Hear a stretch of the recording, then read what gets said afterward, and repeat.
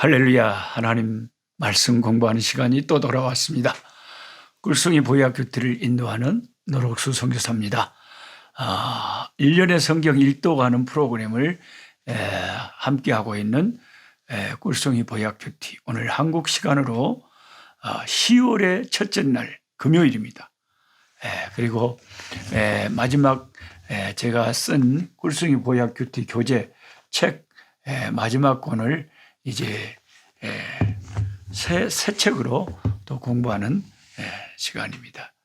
어떤 분들은 책하고 성경만 읽고 유튜브를 안 보시는 분들도 있고, 어떤 분들은 책은 안 보고 유튜브하고 성경만 읽으신 분들도 있는데, 뭐 그것도 좋습니다. 그러나 가장 좋은 것은 책을 제일 먼저 읽으시고, 그 다음에 유튜브를 꼭 들으시고, 들으신 다음에는 아멘이라도 댓글을 하나 적고 좋아요를 사정없이 눌러주시고 그리고 성경을 읽으시고, 그 성경의 어느 한 말씀이라도 붙잡고 기도하시고, 그렇게 하루하루를 시작하시면 너무나 좋은 믿음의 습관을 가지고 사시는 것입니다.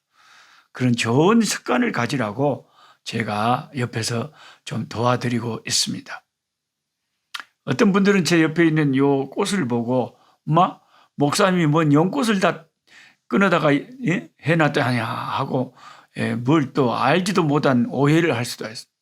이건 연꽃이 아니고요, 겁나게 큰 그냥 풍성한 꽃이죠. 이게 바로 남아프리카 공화국, 사우스 아프리카의 내셔널 플라워. 우리 한국은 무궁화가 한국의 꽃이라면 남아공의 국가의 꽃은 이 프로티아 꽃입니다. 여러분 평생에 이런 꽃이 있는지도 모르고 살았을 거예요. 남아공에 오면 케이프타운이라고 하는 세계적인 관광지에 가면 이런 프로티아 꽃이 많이 피어 있습니다. 아주 그냥 탐스럽기가 보름달같이 엄해 이렇게 참 멋진 꽃입니다. 하나님은 얼마나 다양하시고 풍성하신지 모릅니다. 꽃도 이렇게 다양하게 만드신 하나님이 사람들은 다양하게 안 만들었겠습니까? 별의별 사람들이 다 있고 사람마다 다 틀리죠. 그래서 오늘 스가랴 8장에서 14장, 10월 1일 금요일 스가랴 8장에서 마지막 장까지 말씀입니다. 되게 스가랴는 전반부가 되게 1장부터 한 8장까지, 그 다음에 9장부터 마지막 장까지 조금 어투가 달라요. 처음에는 막 환상 같은 게 많이 나오고, 후반부에서는 이제 메시아의 예언이 다시 이스라엘의 회복을 말하면서 메시아의 예언이 참 많이 나옵니다. 특히 9장에 예루살렘 성에 나귀를 타고 가실 겸손한 왕을 예언하고 있는데, 예수님이 정확하게 스가랴 선지자가 예언한 대로 스가랴 선지자 예언 후에 한 700년 후에 이 세상에 오셔가지고 스가랴 선지자 예언대로 그대로 나귀를 타고, 새끼 나귀를 타고 예루살렘에 입성했다는 거죠. 스가랴 9장 9절에 보면 시온에 따라 크게 기뻐할지어다, 예루살렘에 따라 즐거이 부를지어다, 보라 내 왕이 네게 임하시나니. 우리의 왕 되신 예수님이 예루살렘에 입성하십니다. 그는 어떤 분이시냐? 공의로우신 분이죠. 구원을 베푸시는 분이죠. 그리고 겸손하여서 나귀를 타시나니, 나귀도 작은 것 곧 나귀 새끼니라. 오메, 어떻게 나귀 새끼를 타고 겸손하게 왕이신 그분이 예루살렘에 입성하실 것을 이렇게 정확하게 스가랴 9장 9절에 예언하고 있습니다. 예수님이 오셔서 이 예언을 정확하게 성취하셨죠. 9장 10절에 내가 에브라임의 병거와 예루살렘의 말을 끊겠고 전쟁하는 활도 끊으리니 그가 이방 사람에게 화평을 전할 것이요 그의 통치는 바다에서 바다까지 이르고 유브라데 강에서 땅끝까지 이르리라. 예수님은 평화의 왕으로 오셔가지고 온 세상에 평강을 일으키고, 그를 따르는 백성들에게 평화의 역사가 일으키고 평안을 일으키고, 온 세상이 주님의 나라가 될 것이라고 예언하고 있습니다. 아따, 이 스가랴 서가가 얼마나 그렇게 은혜가 되는지 모르겠어요. 예수님에게 다 착착 그냥 예언이 이루어지고 그 예언이 성취가 돼요.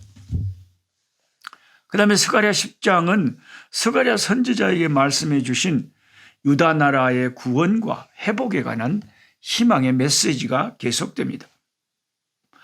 10장에는 두 단락으로 나눌 수 있는데 첫 번째 단락은 과거에 대한 훈계, 두 번째 단락은 미래에 대한 선포입니다. 본문의 이미지는 출애굽이죠. 즉 출애굽을 연상시키면서 새로운 출애굽을 꿈꾸게 하는 것입니다. 이로써 포로된 유대 백성들은 귀환의 소망을 가지게 됩니다. 귀환의 소망을 가지죠. 1절에 봄비가 올 때에, 봄비가 올 때에, 지금 제가 있는 이 남부 아프리카는 봄이 왔어요. 봄이 왔어요. 봄비가 내립니다. 봄비가 올 때에 여호와 곧 구름을 일게 하시는 여호와께 비를 구하라고 합니다. 이 말은 실제로는 유대 백성들을 꾸짖는 말씀입니다. 고대 서아시아 사람들은 비를 관리하면서 풍요를 주관하는 신이 구름을 타고 다닌다고 믿었습니다. 그 신이 바로 바알신입니다. 문제는 흉년이 들면 이스라엘 백성들도 그 풍년을 주관한다는 바알신을 생각한다는 것입니다. 그래서 이 10장 1절에 이 말씀이 나오는 거죠. 구름을 일게 하시는 분은 바알이 아니라 여호와 하나님이시기 때문에 구름을 일게 하시는 여호와 하나님께 비를 구해야 된다고 선언을 함으로써 이스라엘 백성들의 죄의식을 불러일으켜 이어지는 선포된 메시지를 겸손하게 받아들이게 하기 위함입니다. 2절을 보세요. 드라빔들은 허탄한 것을 말하며 복술자는 진실하지 않은 것을 보고 거짓 꿈을 말한즉 그 위로가 헛됨으로 백성들이 양같이 유리하며 목자가 없으므로 곤고를 당하니라고 했습니다. 드라빔은 사람 상반신에 형상을 한 은이나 금 혹은 나무로 만든 우상으로 복을 빌거나 점을 치는 데 사용된 가정의 수호신이었다고 합니다. 가정 우상이죠, 이게. 따라서 이 물건은 여호와 하나님을 섬기는 이스라엘 백성들은 배척해야 될 우상이었죠. 그런데 이 미래를 점치기 위해 드라빔과 복술자를 의존하는 이스라엘 사람들이 꽤 많았다는 것입니다. 그들은 그들의 삶의 주관자가 누구인지 망각했기 때문에 드라빔이나 점수를 사용했던 것으로 결과는 더 혼돈과 방황에 빠질 뿐이죠. 오늘날 한국에서 예수 믿는 사람들 가운데도 저는 그게 잘 믿어지지가 않지만 얼마나 깎아보면 그럴까 하는 생각은 들지만 교회 다니는 사람들 중에 20%가 점쟁이한테 찾아가서 복수를 의지하고 점쟁이의 말을 듣고 내가 내년에 시집을 가겠는지 못 가겠는지 내 사업이 어쩌겠는지 아이고 귀신한테 물어보는 그런 교인들이 한 20%나 된다고 합니다. 우리 꿀송이 보약교티 성경 공부하는 우리 식구들은 한 명도 없을 것입니다. 그런 정신 빠진 사람들이 성경 말씀에 근거한 신앙생활 똑바로 하지 않으니까 그런 거지. 말씀 중심의 신앙을 하는 사람들은 말씀에 하나님이 그 점쟁이에게 가는 것을 끔찍이도 싫어하기 때문에 그 우상숭배이기 때문에 그것을 안 하는 겁니다. 아무리 귀신이 착착 맞춰준다고 해도 그래도 안 가는 거죠. 하나님 말씀으로 우리는 충분합니다. 말씀으로 충분하다. 그 당시 이스라엘 백성들이 얼마나 불신앙에 젖어 있었던가를 알 수가 있습니다. 오늘날에도 좀 신사도 색깔을 내는 그런 교인들은 이상하게 뭘 환상을 보고 뭘 보고 지옥을 갔다더니 천당을 갔다더니 성령춤을 춘다더니 이상한 은사를 좋아하다니 그런 것을 그렇게 좋아하는 사람들이 있어요. 우리는 변함없이 하나님 말씀 중심의 신앙이 귀하다는 것을 알아야 됩니다. 그리고 11절에 그들이 고난의 바다를 지나갈 때 바다 물결을 치리니 나일의 깊은 곳이 다 말라버리겠고 아수르의 교만이 낮아지고 애굽의 규가 없어지리라. 이 말씀은 돌아오는 이스라엘 백성들이, 그 포로에서 돌아올 이스라엘 백성들이 고통의 바다를 지나고 넘실거리는 바다 물결이 막 차고 넘칠 때 그 고통의 바다를 이기게 될 것이라는 뜻의 말씀입니다. 그 이유는 나일강이 다 말라서 바닥을 드러내고 아수르의 교만이 꺾이고 애굽을 다스리던 왕의 힘이 사라질 것이기 때문입니다. 아수르의 교만이나 애굽의 왕권이 다시 하나님의 백성의 구원을 방해할 수가 없을 것이라 하는 것입니다. 이로써 제2의 출애굽이 일어난다는 것입니다. 첫 번째처럼 홍해의 물결을 쳐서 마른 땅을 건너가게 하신 분이 이스라엘 백성들을 포로에서 안전하게 돌아오게 하실 것이다 하는 것입니다. 오늘 레소토의 딩코 목사님, 에브람 딩코 목사님이 저를 찾아왔어요. 두 분의 교회 지도자들과 함께 찾아와서 저한테 사진을 보여줘요. 목사님, 저희 교회가 이렇게 힘을 다해서 예배당을 건축했는데 사진을 보니까 크게도 지어놨어요. 어메, 가난한 사람들이 어떻게 그렇게 크게 터는 잡아놨는지. 자기들이 땅을 파서 자기들이 막 땀 흘려서 기초를 세우고 이렇게 부록구로 사방으로 크게 지어놨어요. 그 미완성된 예배당을 보여주면서 이제 이거 지붕을 씌워야 되는데 이것이 훨씬 비용이 많이 드는 거예요. 거기까지 세우는 것보다 훨씬 더 많이 드는 비용이 이제 지붕을 씌우는 거예요. 지붕을 씌우는 게 비싸거든요. 여기 건축 자재들이 비싸요. 너무 비싸요. 코로나 이후에 더 비싸죠. 어떤 분들은 아프리카는 쌀 거다. 한번 와보시란게요. 한국하고 똑같아요. 자동차는 한국보다 더 비싸고 한국보다 싼 것은 고기가 조금 더 싸죠. 과일이 조금 더 싸죠. 1차 산업은 조금 더 싼 것 같지만 나머지는 또 비싸요. 그러니까 물가가 한국하고 별 차이가 안 납니다. 와보신 분들은 깜짝깜짝 놀라죠. 와마. 그래서 그 지붕을 이제 자기들은 더 이상 힘을 다해서 여기까지 왔지만 더 이상 할 수가 없으니까 그 큰 예배당에 지붕을 씌워달라는 거죠. 그걸 씌우는데 엄청난 많은 돈이 최소한 한 800만 원은 들 것 같아요. 그거 해달라는 거예요. 근데 제가 이번에 미국 집회 이렇게 뉴욕과 LA에 다녀왔잖아요. 우리 데이빗 목사님, 짐바브웨 목사님 차 사주려고 시방 다음 주 우리 목회자 학교 카프카 한국과 아프리카 목회자 연합 카프카 우리 신학교의 흑인 목사님들 한 50분이 저희 사슬버그 개척교회로 싹 모입니다.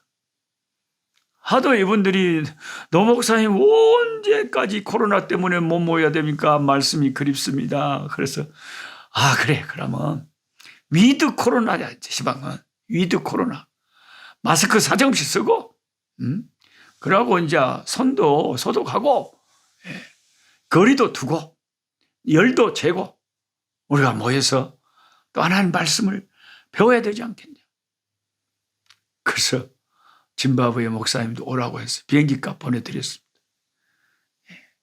케이프타운에서 한 1500km 떨어진 데서 또 오고 저 북쪽 음뽀뽀 1200km 떨어진 곳에서 오고 레소토 저 깊은 산속에서 또 오고 그 귀한 목사님들이 여기서 저기서 사모하는 마음으로 심령이 가난한 마음으로 은혜를 사모해서 옵니다. 하여튼 그 차비만 해서 한국 돈으로 한 300만 원 그렇게 투자를 해야 이 가난한 목회자들을 또 가르치고 모일 수가 있어. 먹고 자는 거야 뭐 큰 거 아닙니다. 가장 그들이 오고 가는 비용이 큰 거죠. 그래서 우리 딩코 목사님한테 예배당 지붕 씌워달라. 그래서 내가 그 지도자들과 함께 격려를 했어요. 그래, 잘했다. 여기까지 이만큼 하긴 참 잘했다. 내가 도와줄게. 이번에 미국 LA에서, 뉴욕에서 아프리카 선교하라고 도와준 헌금이 있다. 그걸 내가 가지고 왔으니까 어차피 이거 짐바브웨 데이빗 목사님 차 사주고, 나도 30만 킬로 뛴 차를 타고 있기 때문에 이 차를 좀 바꾸기는 좀 바꿔야 되겠고. 그러고 이렇게 예배당 세우는데 그것이 쓰여지면 헌금하고 도와준 분들에게 보람이 있을 것이다. 그리고 그 예배당이 완성되는 날 나를 불러라. 가서 큰 소를 한 마리 잡고 수많은 사람들을 초청해서 전도도 하고 축제도 하고 아버지께 영광 돌리죠. 참 우리 아프리카 교회는요, 이렇게 조금만 힘을 내서 도와주면 큰 힘을 낼 교회들이 여기저기 참 많이 있습니다. 그래서 참 감사해요. 그들이 고난의 바다를 지나갈 때에 하나님이 바다 물결을 치셔가지고 나일의 깊은 곳이 다 말라버리겠어. 맨 땅이 돼서 건너게 하시고, 아수르의 교만을 낮추시고, 애굽의 왕의 규가 없어지게만, 하나님의 교회를 핍박하고 공격하는 모든 사탄의 세력들이 많지만은, 아프리카도 여러 가지 방해 세력들, 이단들도 많지만, 우리는 변함없이 주님의 십자가 복음을 위하여 주님의 작은 교회들이 힘을 얻고 강건하게 되고 한 영혼이라도 더 건지기 위하여 힘을 합해서 주의 일을 하는 것이 얼마나 보람되고 기쁜지 모르겠습니다. 6절에 내가 그들을 긍휼히 여김으로 그들이 돌아오게 하리니 그들은 내가 내버린 일이 없었을 같이 되리라. 그들은 내가 내버린 일이 없었음 같이 되리라. 한번 하나님이 그들을 내버려 두셨죠. 망하게 하셨죠. 그런데 언제 그런 일이 있었다냐 하는 것처럼 하나님이 다시 완전히 회복시키실 것이다. 하나님은 그런 분이십니다. 아무리 죄를 많이 지은 사람이라도 죄 없다고 언제 네가 죄 지었냐? 그런 말을 하시면서 우리의 모든 죄를 동이서에서 먼 것까지 다 도말하시고 멀리 없애버리시기를 좋아하시고 죄 많은 우리들을 의롭다고 선포하시기를 기뻐하시는 분이 우리가 섬기는 하나님이시다 하는 것이 스가랴서의 후반부의 가르침 중에 하나입니다. 13장 1절에는 어째 그렇게 은혜스러운 말씀이 다 있는지 모르겠어. 그날에 죄와 더러움을 씻는 셈이 다윗의 족속과 예루살렘 주민을 위하여 열리리라. 셈이 터지는데요. 그 셈은 신비한 셈입니다. 죄와 더러움을 씻는 셈이 터질 거라는 거죠. 예수님의 십자가의 피가 우리의 죄와 더러움을 씻는 샘물이 되는 거죠. 샘물과 같은 보혈은 임마누엘 피로다. 이 샘의 죄를 씻으면 정하게 되겠네. 정하게 되겠네. 깨끗하게 되겠네. 그날의 죄와 더러움을 씻는 셈이 다윗의 족속과 예루살렘 주민을 위하여 열리리라고 애언하던 그 스가랴 선지자의 애언대로 하나님의 아들 예수님이 이 땅에 오셔서 십자가에서 우리를 위하여 대신 죽어 주심으로 죄와 더러움을 씻는 영원한 죄속함 속죄의 셈이 열려버렸다는 거예요. 우리가 우물에 가서 우리의 더러워진 손과 발과 얼굴을 마을 샘에 씻는 것처럼 예수님의 십자가 앞에 나아가면 저와 여러분의 모든 주한 죄들을 예수의 피가 다 씻어 준다는 것이 기독교의 핵심 가르침입니다. 그래서 성경을 어디를 펼치든지 우리는 면면이 흐르고 있는 성경 전체에 흐르고 있는 예수 그리스도의 피를 우리는 성경에서 발견하게 되는 것입니다. 우리 몸에 어디를 탁 상처를 내마도 피가 탁 납니다. 손가락을 긁어도 피가 나요. 여기를 긁어도 피가 나요. 기태기를 잡아당겨도 피가 나요. 우리 몸 어디를 다 그어봐도 다 피가, 붉은 피가 나오는 거죠. 성경 어디를 읽어도 다 예수 그리스도의 십자가의 피가 면면이 성경에 흐르고 있는 것입니다.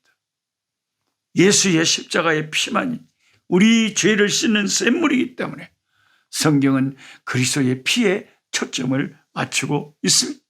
우리가 그리스도의 피를 의지할 때 사탄은 한 길로 왔다가 일곱 길로 도망가고 귀신의 세력은 약해지고 성령의 역사가 나타나는 것입니다.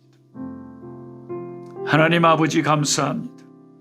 스가랴서 소선지서 중에서는 그래도 조금 분량이 있는 14장까지 아버지 오늘 스가랴서를 읽었습니다. 회복의 말씀을 인하여 감사합니다. 메시아의 예언들을 인하여 감사합니다.